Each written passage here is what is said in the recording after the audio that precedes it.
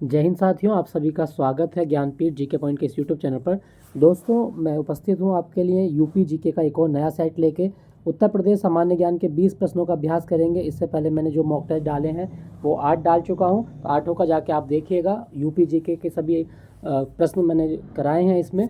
तो आपके आने वाले लेखपाल के एग्ज़ाम के लिए, उत्तर प्रदेश पुलिस के एग्ज़ाम के लिए, यूपी एसआई, दरोगा, समूह या स्टेनो भर्ती, सब के लिए ये जो मॉक टेस्ट श्रृंखला है वो बहुत ज़्यादा यूजफुल है।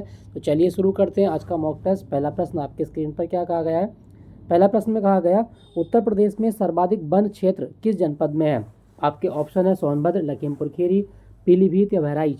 दोस्तों, सबसे ज़्यादा वन क्षेत्रफल की अगर हम बात करें प्रतिशत के मामले में भी और एरिया के मामले में भी, तो वो है आपके सोनभद्र में। ऑप्शन ए आपका सही जवाब है। सर्वाधिक वन क्षेत्रफल वाला जो जनपद है वो सोनभद्र है। ठीक है दोस्तों, आप याद रखिएगा। दोस्तों, सोनभद्र की बारे में अगर हम बात करें तो यूपी का सबसे दक्षिणी जिला सोनभद्र है और ये भारत के 4 राज्यों के साथ अपनी सीमा बनाता है। 4 राज्यों के साथ रफली एक यूपी का मैप अगर हम बनाएं इस तरह से, तो ये इस तरह का एक मैप है यूपी का। और ये जो भाग है ना, ये सोनभद्र है। सोनभद्र यूपी का सबसे दक्षिणी जिला है, जो उत्तर पूर्व में झारखंड से और पूर्व में बिहार से, दक्षिण में आपका छत्तीसगढ़ से और पश्चिम में मध्य प्रदेश के साथ अपनी सीमा साझा करता है। और यूपी में सबसे ज़्यादा जो एसटी आबादी रहती है ना, ट्राइबल लोग रहते हैं, वो सोनभद्र में ही रहते हैं। तो ये भी आप याद रखिएगा, सर्वाधिक वन क्षेत्रफल वाला जिला जो है वो सोनभद्र में है।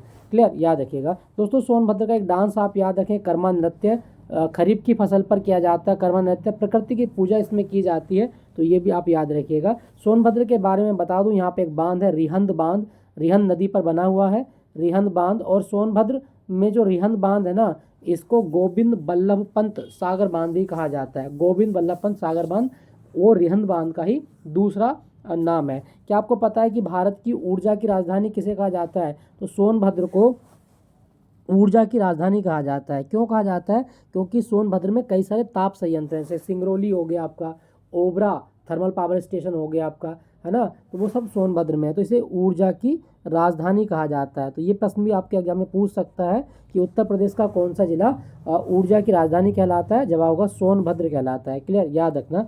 अच्छा दोस्तों, मैं आपको एक चीज़ और बता देता हूँ। अगर आपसे प्रश्न में पूछा जाए कि उत्तर प्रदेश में कुल जो वनावरण है वो कितना है, तो इंडियन स्टेट फॉरेस्ट रिपोर्ट 2023 जो लेटेस्ट आई थी, भारतीय वन स्थिति रिपोर्ट के अनुसार उत्तर प्रदेश में जो वन आवरण है वो है आपका 15,045.8 वर्ग किलोमीटर, जो उत्तर प्रदेश के कुल भौगोलिक क्षेत्रफल का 6.24% है। तो आपको बाई परसेंटेज याद रखना कि उत्तर प्रदेश में वन क्षेत्रफल कितने प्रतिशत है, तो कुल भौगोलिक क्षेत्रफल का 6.24% वन पाए जाते हैं। ठीक है दोस्तों, याद रखिएगा। चलिए अगले प्रश्न की बात करते हैं। दोस्तों, सबसे ज़्यादा वन क्षेत्रफल वो सोनभद्र में, दूसरे नंबर पे लखीमपुर खीरी और दूसरे पे मिर्ज़ापुर, नहीं, पहला हो गया आपका सोनभद्र, दूसरा हो गया लखीमपुर खीरी और तीसरा हो गया मिर्ज़ापुर। ठीक है, मिर्ज़ापुर। तो ये आप याद रखना, आपसे पूछ सकता है आपके एग्जाम में। दोस्तों, अगर क्वेश्चन आए कि सबसे कम वन क्षेत्रफल कहाँ है, तो आप बताएंगे भदोही में। उत्तर प्रदेश में सबसे कम वन क्षेत्रफल वाला जिला भदोही, जिसे उत्तर प्रदेश की कालीन नगरी कहा जाता है। कालीन नगरी भदोही, यहाँ पे सबसे कम वन क्षेत्रफल है। तो ये भी आप याद रखिएगा। अगला प्रश्न आपकी स्क्रीन पर क्या कहा गया, उत्तर प्रदेश का एकमात्र राष्ट्रीय उद्यान कौन सा है। तो दोस्तों, यूपी में एक ही नेशनल पार्क है। कौन सा है? आपके ऑप्शन है दुधवा, कतरनिया घाट, चंद्रप्रभा या हस्तिनापुर। सही जवाब होगा दुधवा नेशनल पार्क। ठीक है, दुधवा नेशनल पार्क कहाँ पर है? तो लखीमपुर खीरी जिले में है, लखीमपुर खीरी जिला। तो ये आप जरूर याद रखना, लखीमपुर खीरी। मैं आपको बता दूं दोस्तों कि दुधवा नेशनल पार्क में कौन सी 2 मुख्य नदियां हैं, तो आप बताएंगे मोहना नदी और सुहेली नदी। तो मोहना और सुहेली नदी, ये यहाँ पे 2 मुख्य नदियां हैं। बाकी यहाँ से एक नदी और बहती है, वो है आपकी शारदा नदी। शारदा नदी भी दुधवा नेशनल पार्क से बहती है। तो ये भी आप याद रखेंगे।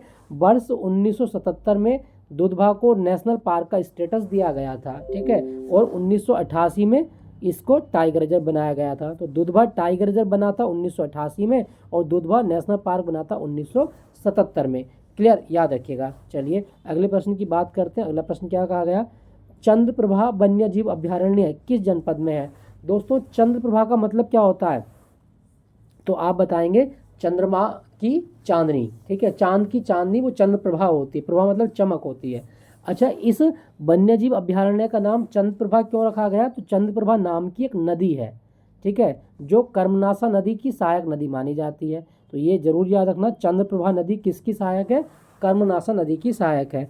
तो आपसे पूछा गया था प्रश्न में कि चंद्र प्रभा वन्यजीव अभ्यारण्य किस जनपद में है? आपके ऑप्शन है मिर्जापुर, चंदौली, सोनभद्र या वाराणसी। सही जवाब होगा आपका ऑप्शन बी, चंदौली में है। और ऐसा कहा जाता है कि ये उत्तर प्रदेश का प्रथम वन्यजीव अभ्यारण्य है। इसकी स्थापना कब हुई थी? तो आप बताएंगे 1957 में चंद्रप्रभा वन्यजीव अभ्यारण्य की स्थापना की गई थी, ठीक है। दोस्तों, क्या आपको पता है कि चंद्रप्रभा वन्यजीव अभ्यारण्य में 2 झरने हैं जो आपके एग्जाम में पूछ सकता है? तो आप याद रखना, राजदरी जलप्रपात, राजदरी जलप्रपात ये कहाँ पर है? तो आप बताएंगे चंदौली में है। और कौन से वन्यजीव अभ्यारण्य में? चंद्रप्रभा। एक है आपका देवदरी, देवदरी, ठीक है, देवदरी जलप्रपात, तो वो होगा आपका चंदौली में, चंद्रप्रभा वन्यजीव अभ्यारण्य। क्या आपको पता है कि उत्तर प्रदेश में चावल का कटोरा किसे कहा जाता है? Rice bowl of Uttar Pradesh. तो आप बताएंगे राइस बाउल जो कहा गया है दोस्तों, वो कहा जाता है चंदौली को। उत्तर प्रदेश में चावल का कटोरा चंदौली को कहा जाता है। उत्तर प्रदेश में चावल होता है काला नमक चावल, काला नमक चावल। क्या आपको पता है कि काला नमक चावल ये कौन से जिले में है? तो आप बताएंगे सिद्धार्थनगर में काला नमक चावल प्रसिद्ध है, सिद्धार्थनगर, ठीक है दोस्तों, याद रखिएगा। हमसे चंद्रप्रभा वाइल्ड लाइफ सेंचुरी पूछी गई थी, आंसर होगा चंदौली। अगला प्रश्न, उत्तर प्रदेश में सर्वाधिक जनसंख्या वाला जिला 2011 कौन सा है? 2011 की जनगणना के अनुसार सबसे ज़्यादा जनसंख्या कहाँ रहती है यूपी में? ऑप्शन है लखनऊ, कानपुर नगर, प्रयागराज या आगरा। सही जवाब होगा आपका ऑप्शन सी, प्रयागराज, ठीक है। प्रयागराज के बाद मुरादाबाद का नाम आता है सबसे ज़्यादा जनसंख्या के मामले में। दोस्तों, प्रयागराज की मैं अगर बात करूँ तो इसका नाम प्रयाग क्यों पड़ा था? प्रयाग क्यों पड़ा?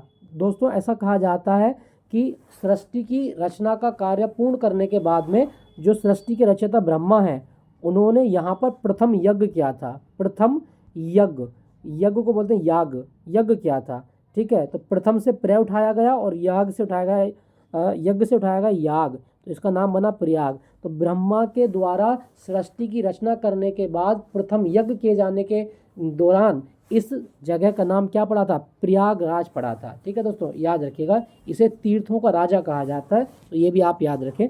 अगर दोस्तों आपसे पूछा जाए कि उत्तर प्रदेश की न्यायिक राजधानी कौन सी है, तो उत्तर प्रदेश की जो जुडिशियल कैपिटल है वो है आपकी प्रयागराज, जिसको पूर्ववर्ती इलाहाबाद के नाम से भी जाना जाता था, ठीक है दोस्तों, याद रखिएगा। क्या आप मुझे बता सकते हैं कि भारत का कौन सा शहर एक दिन के लिए भारत की राजधानी बना था? केवल एक दिन के लिए भारत की राजधानी, तो वो जवाब होगा प्रयागराज। 1 नवंबर 1858 को प्रयागराज एक दिन के लिए भारतवर्ष की राजधानी बनाया गया था। ये ब्रिटिश भारत की बात हो रही है, जब 1857 की क्रांति के दौरान महारानी विक्टोरिया का घोषणा पत्र इलाहाबाद में जो मिंटो पार्क है वहाँ पढ़ा गया था, तो इलाहाबाद को एक दिन के लिए भारत की राजधानी बनाया गया था। तो ये प्रश्न ही पूछ सकता है कि उत्तर प्रदेश का कौन सा शहर एक दिन के लिए भारत की राजधानी बना? आंसर होगा प्रयागराज बना था, ठीक है दोस्तों, याद रखिएगा प्रयागराज। अच्छा, मैं आपको बता दूं प्रयागराज में ना संगम भी होता है गंगा, यमुना और सरस्वती का। सरस्वती गुप्त मार्ग से मिलती है ऐसा कहा जाता है, तो आप याद रखिएगा। और मैं आपको एक चीज़ और बता देता हूँ, वर्तमान प्रयागराज जो हम देखते हैं जिसको इलाहाबाद बोलते थे, इलाहाबाद की स्थापना किसने की थी? तो दोस्तों, इलाहाबाद की स्थापना मुगल वंश का राजा है सम्राट अकबर, अकबर के द्वारा की गई थी 1575 ईस्वी में, ठीक है। तो ये जरूर याद रखना, अकबर के द्वारा इलाहाबाद की स्थापना की गई थी, क्लियर, याद रखेंगे इसके बारे में। क्या इलाहाबाद में कोई रेलवे जोन का मुख्यालय है? बताइए, क्या इलाहाबाद में या प्रयागराज में कोई रेलवे जोन है? तो आप बताएंगे उत्तर मध्य रेलवे जोन, उत्तर मध्य रेलवे जोन का मुख्यालय वो प्रयागराज में है। साथ साथ अगर आपसे पूछा जाए उत्तर मध्य सांस्कृतिक केंद्र, तो वो भी आपका प्रयागराज में है, उत्तर मध्य सांस्कृतिक केंद्र प्रयागराज, क्लियर, याद रखिएगा दोस्तों, आपसे पूछ सकता है। तो ये सारे बिंदु जो मैंने आपको बताए हैं वो सब आपके एग्जाम के लिए इंपॉर्टेंट है, आप इनको याद रखें। चलिए अगले प्रश्न की बात करें। प्रश्न में पूछा गया था सर्वाधिक आबादी वाला जिला, आंसर होगा प्रयागराज, ऑप्शन सी आपका सही जवाब है। उत्तर प्रदेश की सबसे लंबी नदी कौन सी है? ऑप्शन आपके गंगा, यमुना, घाघरा या रामगंगा। दोस्तों, यूपी की अगर सबसे लंबी नदी की बात करते हैं तो वो होगी आपकी गंगा। गंगा नदी उत्तर प्रदेश के एक नहीं 27 जिलों से ट्रेवल करती है, 27 जिलों से होकर गुजरती है गंगा नदी। अगर गंगा नदी की हम बात करें तो गंगा नदी भारत में 25 यानी कि 2525 किलोमीटर की डिस्टेंस कवर करती है। और मैं बता दूं अकेले यूपी में 1450 किलोमीटर की डिस्टेंस कवर करती है गंगा नदी। उत्तर प्रदेश के 27 जिलों से फ्लो करती है। अगर आपसे पूछे कि गंगा नदी कहाँ से निकलती है तो आप बताएंगे देवप्रयाग से, अलकनंदा और भागीरथी का संगम पे हो। लेकिन जब ये उत्तर प्रदेश में आएगी तो कौन से ज़िले में आएगी, तो बिजनौर में आती है। ठीक है, बिजनौर। और बिजनौर से एंटर करने के बाद गंगा जो है वो मैदानी भागों में प्रवेश करती है। बिजनौर से एंटर करेगी और गंगा जब यूपी से बाहर निकलेगी तो अंतिम जिला कौन सा होगा, बलिया। तो बिजनौर से इसका एंटर पॉइंट है और बलिया से इसका एग्जिट पॉइंट है। क्लियर, याद रखना, प्रवेश द्वार बिजनौर, निकास द्वार बलिया। That's enough. क्या आप मुझे बता सकते हैं कि उत्तर प्रदेश का राष्ट्रीय जलीय जीव क्या है? उत्तर प्रदेश का राष्ट्रीय जलीय जीव क्या है? तो आप बताएंगे गंगा डॉल्फिन। गंगा डॉल्फिन उत्तर प्रदेश का राष्ट्रीय जलीय जीव है। ये जरूर याद रखना, आपसे पूछ सकता है कि यूपी का राष्ट्रीय जलीय जीव, तो जवाब होगा गंगा डॉल्फिन। क्लियर, याद रखें। प्रश्न में पूछा गया था यूपी की सबसे लंबी नदी, आंसर होगा गंगा। अगला प्रश्न, उत्तर प्रदेश में सर्वाधिक चीनी मिलें कहाँ पर है? ऑप्शन है मेरठ, मुजफ्फरनगर, सहारनपुर या बिजनौर। सही जवाब बिजनौर बिल्कुल भी नहीं है। सही जवाब होगा आपका ऑप्शन बी, मुजफ्फरनगर। ठीक है दोस्तों, मुजफ्फरनगर यहाँ पे सबसे ज़्यादा चीनी मिल है। और मुजफ्फरनगर को तो उत्तर प्रदेश का शुगर बाउल कहा जाता है, शुगर बाउल। उत्तर प्रदेश में चीनी का कटोरा कौन से जिले को कहा गया है? तो आप बताएंगे मुजफ्फरनगर को चीनी का कटोरा कहा जाता है। क्लियर दोस्तों, याद रखिएगा। मुजफ्फरनगर जिला गंगा के दोआब क्षेत्र में आता है। यहाँ पे जो खादर मिट्टी है वो बहुत ज़्यादा पाई जाती है, जिसके कारण यहाँ गन्ने की खेती बहुतायत होती है। और मुजफ्फरनगर का ना एक उत्पाद आप याद रखना, कभी आप जाएँ मुजफ्फरनगर तो वहाँ से तिल वाला गुड़ जरूर लेके आएगा। तिल और सौंठ का गुड़ होता है, बहुत टेस्टी होता है। और ये खाना खाने के बाद आप इसको खाइए तो आपको बहुत मज़ा आएगा। ठीक है, आप याद रखिएगा, तिल वाला गुड़ मुजफ्फरनगर कभी आप जाएंगे तो आप लेके जरूर आइएगा। क्लियर, याद रखें। प्रश्न में पूछा गया था सर्वाधिक चीनी मिलें मुजफ्फरनगर में है। दोस्तों, क्या आपको पता है कि उत्तर प्रदेश की पहली चीनी मिल कहाँ लगी थी? आप बताएंगे देवरिया में लगी थी, प्रतापपुर गांव में। कब? 1903 में। तो यूपी में पहली चीनी मिल जो लगी थी वो 1903 में देवरिया में लगाई गई थी, प्रतापपुर गांव में। क्लियर, याद रखिएगा। प्रश्न में एक जगह लिखी गई है आपकी, मुजफ्फरनगर में क्या कोई रामसर साइट है? जी हाँ, हैदरपुर वेटलैंड है और ये एक रामसर साइट है उत्तर प्रदेश की। तो ये भी आप याद रखिएगा, पूछा जाता है। सहारनपुर की बात करें तो यहाँ पे यूपी का सबसे ऊंचा शिखर है अमसोत शिखर, तो ये भी आप याद रखेंगे, शिवालिक रेंज में ये आता है। लकड़ी पर नक्काशी यानी कि वुड कार्विंग के लिए कौन सा जिला फेमस है? तो आप बताएंगे सहारनपुर। ये वुड कार्विंग यहाँ की जाती है, लकड़ी पर नक्काशी का काम बहुतायत होता है और यहाँ की जो लकड़ी की नक्काशी है उसको जीआई टैग भी मिला हुआ है। क्लियर, याद रखेंगे। अच्छा, यहाँ पे लिखा गया है मेरठ में उत्तर प्रदेश का पहला खेल विश्वविद्यालय बन रहा है। उत्तर प्रदेश का पहला खेल विश्वविद्यालय कौन से गांव में? सलावा जो गांव है वो सरना तहसील में आता है, तो ये भी आप याद रखिएगा। तो सलावा में बन रहा है उत्तर प्रदेश का पहला खेल विश्वविद्यालय। किसके नाम पर? तो आप बताएंगे मेजर ध्यानचंद के नाम पर। और ध्यानचंद वही व्यक्ति है जिसकी आत्मकथा का नाम है गोल और इसको हॉकी का जादूगर कहा गया है। क्लियर। हमसे प्रश्न में पूछा गया था यूपी की सर्वाधिक चीनी मिलें, ऑप्शन होगा बी, मुजफ्फरनगर। अगले प्रश्न की बात करते हैं। हस्तिनापुर वन्यजीव अभयारण्य उत्तर प्रदेश के किन राज्यों में है? दोस्तों, हस्तिनापुर वाइल्ड लाइफ सेंचुरी की बात करें तो ये मेरठ, मुजफ्फरनगर, गाजियाबाद और उसके बाद में आपका बिजनौर, हापुड़ और अमरोहा, तो यूपी के एक नहीं 6 जिलों में फैला हुआ है। मेरठ, मुजफ्फरनगर, गाजियाबाद, बिजनौर, हापुड़ और अमरोहा, तो केवल यूपी में हस्तिनापुर वन्यजीव अभयारण्य है। गंगा नदी के किनारे है ये, तो ये जरूर याद रखना, Hastinapur wild life sanctuary Ganga नदी के किनारे है। और ये कब स्थापित की गई थी? 1986 में। 1986 में हस्तिनापुर वाइल्ड लाइफ सेंचुरी की स्थापना की गई थी। दोस्तों, क्या आपको पता है कि उत्तर प्रदेश में जम्बू द्वीप है? जम्बू द्वीप, तो जम्बू द्वीप कहाँ पर है? तो आप बताएंगे हस्तिनापुर में। और ये जैन धर्म का एक पर्यटन स्थल है। ठीक है, याद रखिएगा, जैनिज्म के लिए ये फेमस है जम्बू द्वीप। क्लियर, याद रखेंगे। अगला प्रश्न आपका, बेतवा नदी का उद्गम स्थल है। दोस्तों, बेतवा नदी की बात करें तो आपके ऑप्शन है विंध्य, सतपुड़ा, महादेव या अमरकंटक। सही जवाब क्या होगा आपका? विंध्य रेंज से निकलती है बेतवा नदी। और मैं आपको बता दूं, बेतवा नदी पर यूपी में 3 बांध बड़े फेमस हैं। पहला बांध आप याद रखिएगा, राजघाट बांध। बेतवा नदी पर है। राजघाट बांध बेतवा नदी पर, और ये जो बांध है ना, ये यूपी और एमपी दोनों की संयुक्त परियोजना है। ठीक है। दूसरा बांध आप याद रखिएगा, पारीछा बांध। पारीछा बांध ये भी बेतवा नदी पर है और ये झांसी में है। ठीक है, बेतवा नदी पर, झांसी में। तीसरा बांध आप याद रखना, माता टीला बांध। माता टीला बांध, और ये भी बांध बेतवा नदी पर है, झांसी में। क्लियर, याद रखना है। इसके अलावा भी कोई बांध है तो आप बताएंगे हाँ बिल्कुल है। मैं तो आपको 4 बांध और बता दूंगा, लेकिन आपको एग्जाम के लिए याद रखना है। देखो दोबारा बता देता हूँ, राजघाट बांध बेतवा नदी पर है, यूपी और एमपी की सीमा पर।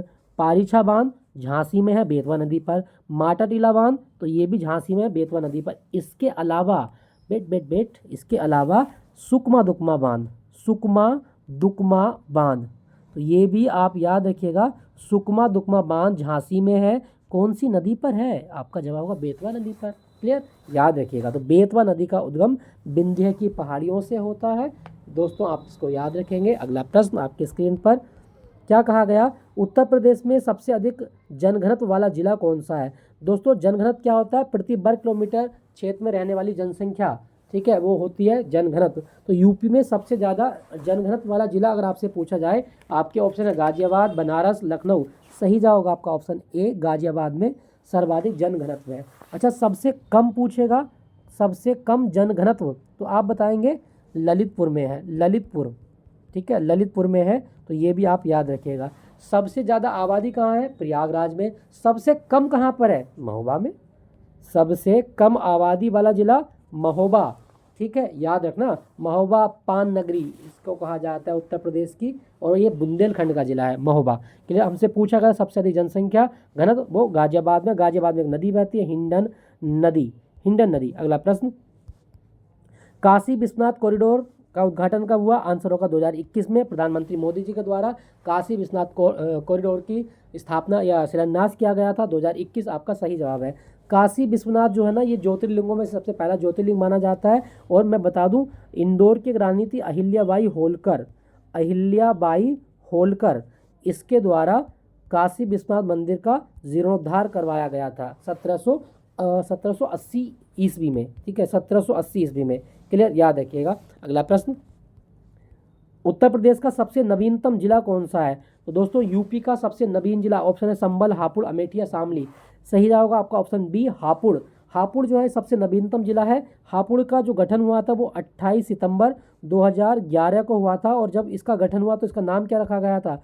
पंचशील नगर। ठीक है, हापुड़ का नाम पंचशील नगर रखा गया था, तो ऑप्शन बी आपका सही जवाब। सबसे नवीनतम जिला हापुड़। दोस्तों यहाँ पे लिखा गया अमेठी। अगर आपसे एक क्वेश्चन पूछा जाए अमेठी जिले का मुख्यालय कहाँ पर है, तो आप बताएंगे गोरीगंज में है। गोरीगंज में अमेठी जिले का मुख्यालय। क्या मुझे बता सकते हैं संभल जिले का मुख्यालय कहाँ पर है? संभल जिले का मुख्यालय, ये प्रश्न आपके लिए होमवर्क है। संभल जिले का मुख्यालय कहाँ पर है? ठीक है, लोग आपको बताना है मुरादाबाद मंडल का जिला है संभल। कल्की नगर इसको कहा जाता है। तो आपको बस प्रश्न में इतना बताना है कि संभल का मुख्यालय कहाँ पर है, पंबासा है, क्या है, मुझे आप लिख के बताइए। ठीक है, चलिए, हमसे पूछा गया सबसे नवीनतम जिला हापुड़, 2011 में बना था, पंचशील नगर इसका नाम था। अगला प्रश्न, शारदा नदी उत्तर प्रदेश में किस नाम से जानी जाती है? क्वेश्चन संख्या 12, शारदा नदी को क्या कहा जाता है यूपी में? ऑप्शन है घाघरा, सरयू, महाकाली, गोमती।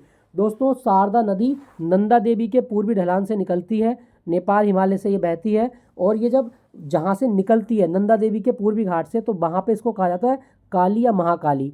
जैसे जैसे ये नेपाल में आएगी तो इसका नाम हो जाता है शारदा, और भारत में या उत्तर प्रदेश में बहराइच में आने के बाद इसका नाम हो जाता है सरयू, उसके बाद में ये आगे बढ़ जाती है। तो शारदा नदी का अन्य नाम सरयू नदी भी है।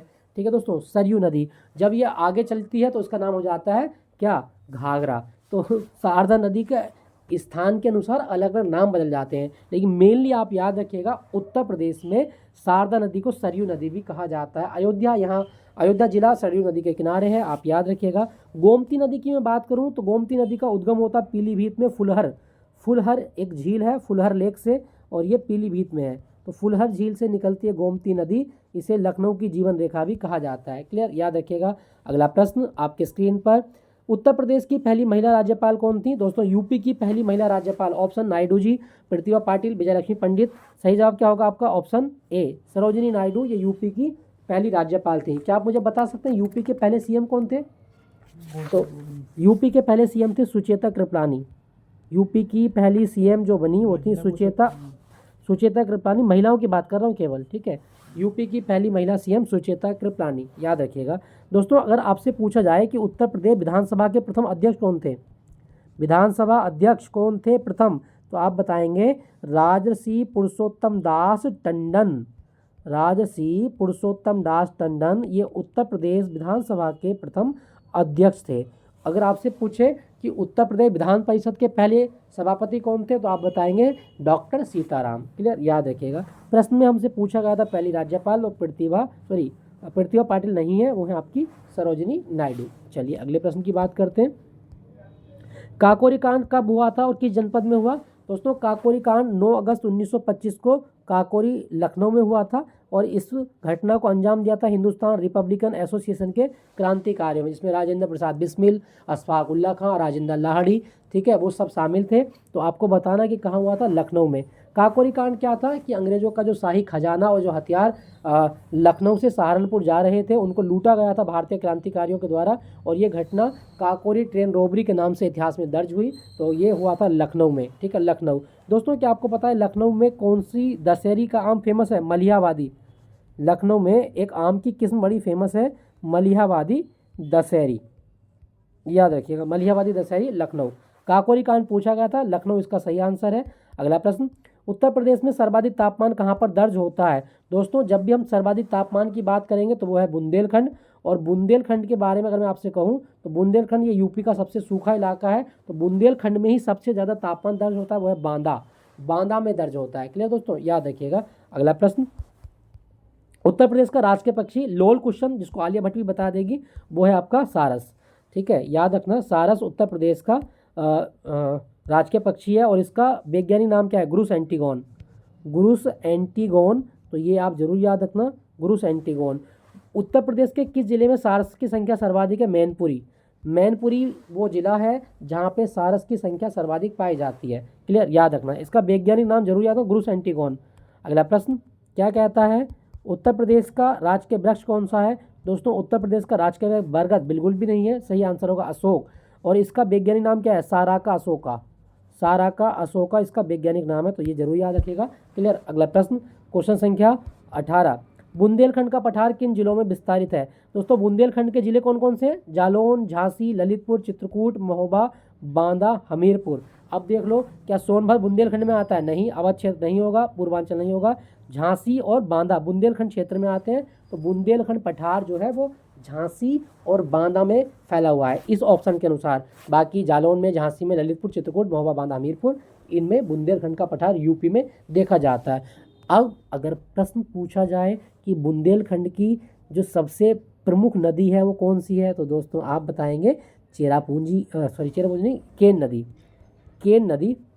केन नदी बुंदेलखंड की सबसे प्रमुख नदी है। क्लियर, याद रखिएगा दोस्तों, आपसे पूछा जाए कभी तो आप इसको याद रखेंगे। क्लियर, याद रखें, बुंदेलखंड का पठार ये झांसी और बांदा जिले में फैला हुआ है। क्लियर, याद रखिएगा दोस्तों। अगर आपसे क्वेश्चन में कभी एग्जाम में पूछे कि बुंदेलखंड की सबसे ऊंची चोटी क्या है, तो आप बताएंगे बुंदेलखंड की सबसे ऊंची चोटी का नाम है सिद्ध बाबा चोटी। सिद्ध बाबा चोटी बुंदेलखंड पठार की सबसे ऊंची चोटी है सिद्ध बाबा, और इसकी जो ऊंचाई है वो है 1172 मीटर। ये मध्य प्रदेश के दतिया में है, ठीक है, दतिया। तो बुंदेलखंड पठार की सबसे ऊंची चोटी का नाम है सिद्ध बाबा। क्लियर, याद रखिएगा। अगला प्रश्न, उत्तर प्रदेश का सर्वाधिक वर्षा वाला जिला कौन सा है? तो सही जवाब क्या होगा? सबसे ज़्यादा वर्षा होती है गोरखपुर में। अब गोरखपुर तो ऑप्शन में है नहीं, तो वो जिला होगा जो हिमालय के तराई क्षेत्र में आता है, तो सही जवाब होगा बहराइच में सबसे ज़्यादा वर्षा होती है गोरखपुर के बाद में। क्लियर, बहराइच। अगला प्रश्न, सबसे कम वर्षा पूछेगा, मथुरा में होती है, सबसे ज़्यादा गोरखपुर में होती है। अगला प्रश्न, गोविंद बल्लभ पंत सामाजिक विज्ञान संस्थान कहाँ पर है? दोस्तों गोविंद बल्लभ पंत सामाजिक विज्ञान संस्थान है प्रयागराज में। ऑप्शन बी आपका सही जवाब है, प्रयागराज। दोस्तों मैं आपको यहाँ पे एक चीज़ और बताना चाहता हूँ, अगर आपके एग्जाम में कभी क्वेश्चन पूछे, प्रयागराज से क्वेश्चन पूछ सकता है कि सुरखा एक किस्म है, ये किस फल की किस्म है? सुरखा। तो आप बताएंगे सुरखा अमरूद की किस्म है, अमरूद की एक किस्म। प्रयागराज में इलाहाबाद विश्वविद्यालय है और इलाहाबाद विश्वविद्यालय को पूर्व का ऑक्सफोर्ड कहा जाता है। पूर्व का ऑक्सफोर्ड किसको कहा गया दोस्तों? पूर्व का ऑक्सफोर्ड वो इलाहाबाद विश्वविद्यालय को ही कहा जाता है। तो दोस्तों ये था आज का मॉक टेस्ट, जिसमें 20 प्रश्नों का अभ्यास किया हमने। आई होप ये सेशन आपको मज़ेदार लगा होगा। अच्छा लगा तो अपने दोस्तों के साथ में शेयर जरूर कीजिएगा। मेरी कोशिश होती है कि 20 मिनट में क्लास को ख़त्म करूं, लेकिन फिर देखो 25 मिनट की क्लास हो गई है। खैर कोई नहीं, आप एंजॉय कीजिएगा। फिर मिलूंगा स्टडी जीके के मॉक टेस्ट में। सुबह 6 से 7 के बीच में मॉक टेस्ट अपलोड होगा, तो आप मेरे साथ बने रहिएगा। Thank you for watching Jnanpith GK point.